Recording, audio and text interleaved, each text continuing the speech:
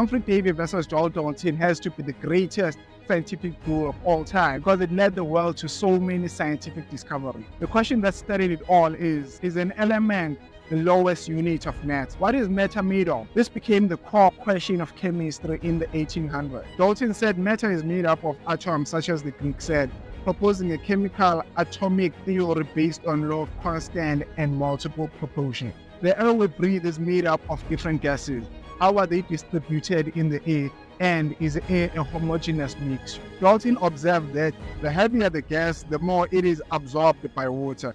This suggested that the weight of different particles in a mix of gases are different. Dalton's chemical atomic theory brought an explanation of what happens when chemical reactions occur.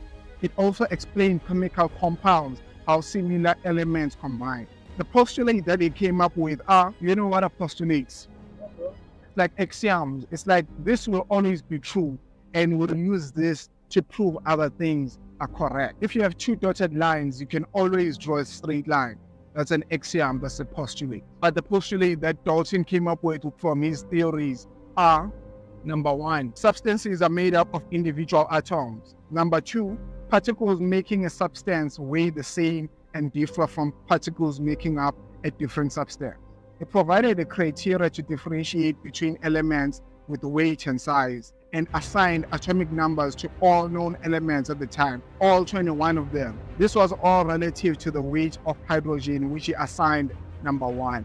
His duel mate for the greatest chemist in England at the time, Sir Humphry Davy.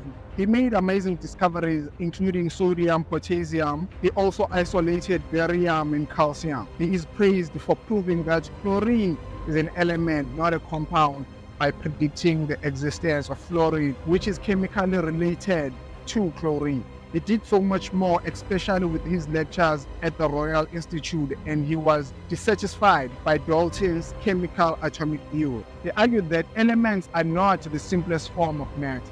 He thought chemistry would become untrue until they adopted a new theory that stops viewing elements as the simplest form of matter. Even though he was viewed wrong at the time, this sparked a lot of questions and debates that eventually led to the chemistry that we have right now. If you have ever done any chemistry, you know the existence of protons, electrons, and neutrons. It was right saying elements are not the simplest unit of matter, but it took hundreds of years to actually prove that it was correct. But of course, I can't do it any justice in this video, so I'll put the references so you can check out more of it. We also discovered Sir Michael Faraday, so he's great. I was telling you, shorty, you don't even gotta go to summer school.